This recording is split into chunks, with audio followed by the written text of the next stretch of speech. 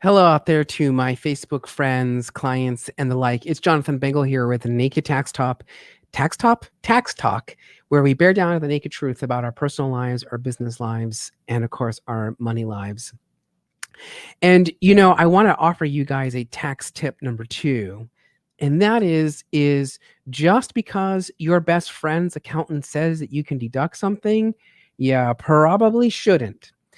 And the reason for this is because each of our lives is truly independent of ourselves, meaning that we are the ones who take responsibility for our own choices inside of our business.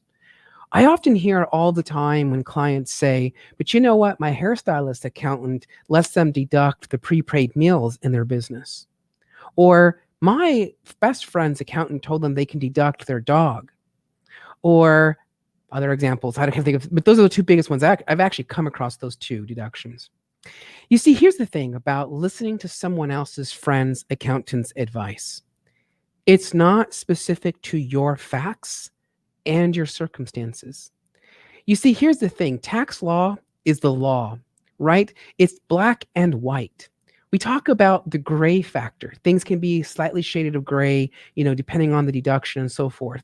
But what they mean by that, what we as experts who deal with taxes, what we mean by that is looking at all the facts and the circumstances behind one's deduction. That's the reality. Taxes is not a one cookie cutter, process for which people can just go, every time I see a dog, I'm going to deduct it on my tax return, right? It's got to be very customized to your business's purpose. Why are you in business? What is the service that you're engaged in? What is the product that you're providing to people? Your deductions and your write-offs will be very specific to your industry, to your services, to your product. I see this all the time. In fact, in my book, I talk about it. I give the example of a realtor. A realtor, we would expect to see a lot of miles on their vehicle because all my realtor clients, they drive all over the state, all over the place, showing houses after houses after houses. This is what they do. And they keep a meticulous log of everywhere they go, even if they're using actual cost.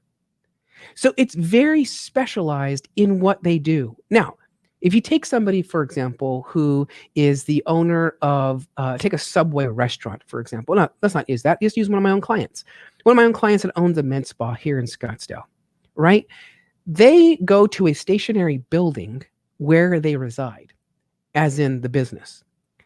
So I would not expect to see them to have a lot of miles at year end when they come and give me their logbook. Now, don't get me wrong. I'm not saying zero.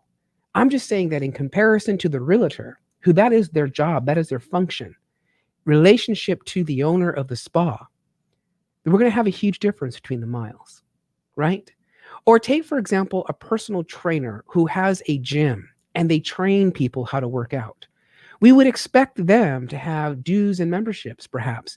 Maybe if they're private, like one of my other clients, if they're private, they have to pay all of these other gym memberships in order to get access to the building so that they can train their clients.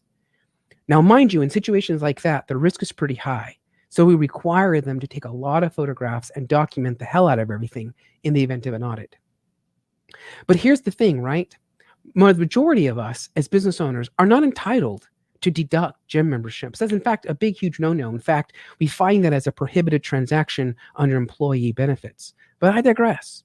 In this particular case, that's his function, is to be a coach at different gyms, helping people to work out, of course, pre-COVID, right? So that's what's really important here.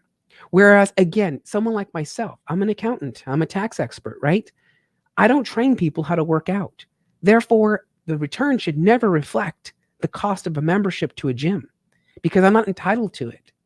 So the next time that your friends of a friend's accountant says that you can deduct something, you have to remember that they're deducting it for their tax life, for their own purpose, not yours.